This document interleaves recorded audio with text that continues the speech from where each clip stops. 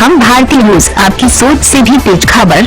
नमस्कार, आप देख रहे हैं हम भारतीय न्यूज। संवाददाता कुलदीप कुमार प्रतापगढ़ से खास खबर। आज दिनांक 18 नवंबर 2020 को श्री चंद्रमणि सिंह प्रत्याशी स्नातक निर्वाचन द्वारा जनपद प्रतापगढ़ एवं रायबरेली में संभ्रांत एवं बुद्धिजीवी मतदाताओं से संपर्क किया, जहां उन्हें दिल खोलकर समर्थन मिला। रायबरेली में शिक्षक नेता ब्रजेश त्रिपाठी द्वारा श्री सिंह को खुला समर्थन देने की घोषणा की गई। श्री त्रिपाठी ने बताया कि एक कर्मठ, योग्य, ईमानदार और प्रशासकीय अनुभव से युक्त व्यक्ति के राजनीति में आने से राजनीति में शुचिता आएगी, नौजवानों को सही मार्गदर्शन मिलेगा, उनकी बेरोजगारी दूर करने में सार्थक प्रयास होगा और समाज को एक नई दिशा मिलेगी। एक कर्मवीर के साथ जुड़ने में उन्हें गर्व की अनुभूति हो रही है। इलेक्शन को चुना है और इतना लंबा जो आपकी पारी रही है वो आयोग की रही है, ऐसे में इस राजनीति में आना क्या सोच के आए? तो सबसे पहले तो मैं ये कहना चाहूँगा कि हमारे प्रदेश के सामने सबसे बड़ी समस्या जो है वो पढ़े लिखों के बेरोज़गार होने की है। उन्हें काम नहीं मिल रहा है। अगर एक आंकड़े को हम देखें, 3 अगर ग्रेजुएट्स हैं तो उनमें से 2 बेकार हैं। पहली चीज़ तो ये है कि उनके बेरोज़गारी को दूर करने का प्रयास किया जाएगा।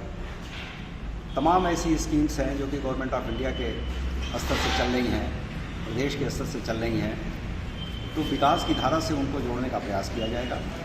सरकार में रहने के नाते मुझे इन चीज़ों का काफ़ी अनुभव है। 36 साल मैंने जो है सरकार के साथ काम किया है विभिन्न पदों पर रहते हुए, तो मुझे पता है कि किस तरीके से उनको हमें राष्ट्र की विकास धारा से जोड़ा जाए।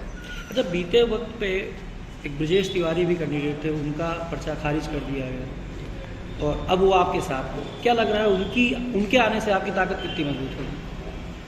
उनके आने से मेरी ताकत काफ़ी मजबूत हुई है, इसलिए कि बहुत ही वो लोकप्रिय नेता हैं और साथ ही साथ मतलब एक बड़े हम लोगों को ये उम्मीद थी कि उनके आने से इस सिस्टम में जो है काफ़ी जो है इसकी गरिमा बढ़ेगी। लेकिन दुर्भाग्य ये रहा कि बहुत ही छोटी त्रुटि या जो भी कह लीजिए, जो क्योरेबल डिफेक्ट है, जिसको कि हाईकोर्ट कई मसलों में कह चुका है कि क्योरेबल डिफेक्ट्स अगर हों तो उन्हें दूर कराया जाए, न कि पर्चा रिजेक्ट कर दिया जाए। ये बहुत ही अफसोसजनक रहा है और हम सोचते हैं कि एक स्वच्छ राजनीति में इस तरह की चीज़ नहीं होनी चाहिए। बीते 40 सालों में आपने राजनीतिक पार्टियों के साथ काम किया है, आपको नहीं लगता कि जो बात आप कह रहे हैं उस लिहाज से तो ये लगता है कि फिर बीजेपी अब वो बीजेपी नहीं बनी, बल्कि केवल जीतने वाली बीजेपी बनी है? किसी का पर्चा खारिज करा देना, किसी को अभी बिहार इलेक्शन में ऐसे नजर आया। देखिए, ये स्नातक का चुनाव है और फिर अचानक पता चलता है कि नामांकन के बाद आपका पर्चा खारिज हो गया, कैसा लगा था उसको?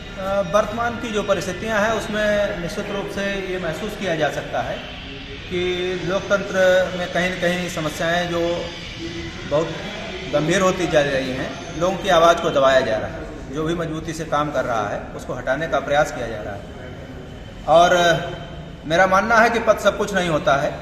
आज हम उस व्यवस्था से थोड़ा हटे जरूर हैं, लेकिन मैं शिक्षक हित में लगा रहा हूँ, लगा रहूँगा। अच्छा, आज आपने भाई साहब का आपका समर्थन किया है तो मैंने समर्थन किया है केवल एक मुद्दे पर।